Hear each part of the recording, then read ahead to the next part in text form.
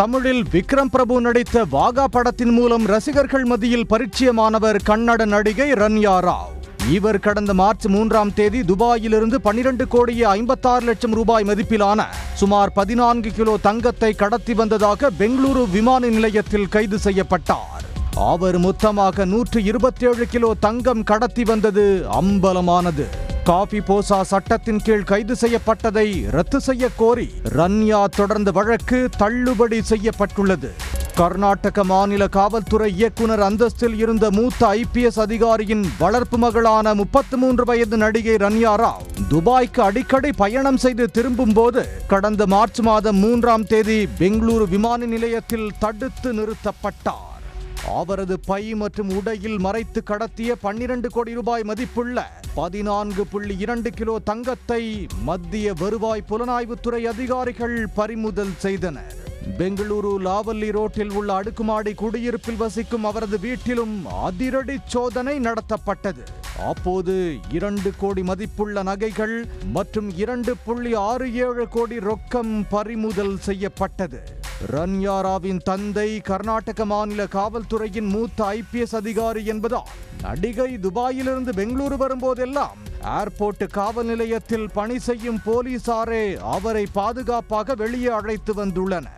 அதை சாதகமாக பயன்படுத்திக் கொண்ட நடிகை அதிகாரிகளின் சோதனையில் இருந்து சுலபமாக தப்பியுள்ளார்.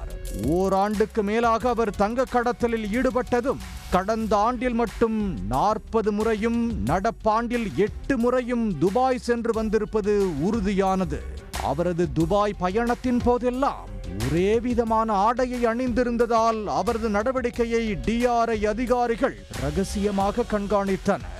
அவர் பிடிபட்ட போதும் அதே உடையை அணிந்திருந்தார்.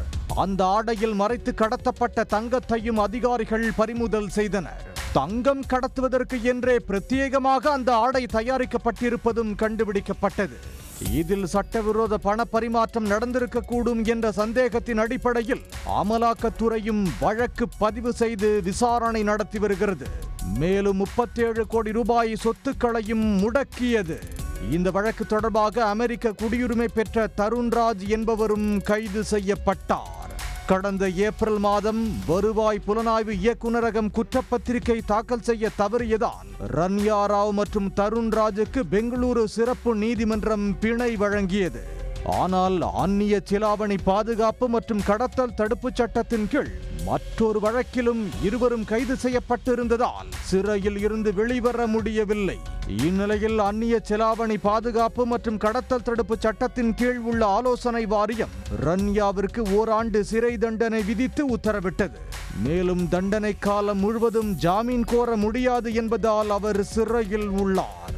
இந்த நிலையில் ரன்யா ராவ் மொத்தமாக வெளிநாடுகளிலிருந்து 127 கிலோ தங்கத்தை கடத்தி வந்ததாகவும் அதனால் அரசுக்கு 102 கோடி ரூபாய் இழப்பு ஏற்பட்டுள்ளதாகவும் வருவாய் புலனாய்வுத்துறை கூறியது.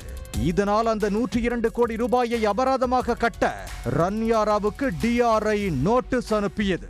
இந்த நிலையில் காபி போசா சட்டத்தை ரத்து செய்ய கோரி ரன்யா ராவின் தாய் ரோஹிணி வழக்கு தொடர்ந்திருந்தார்.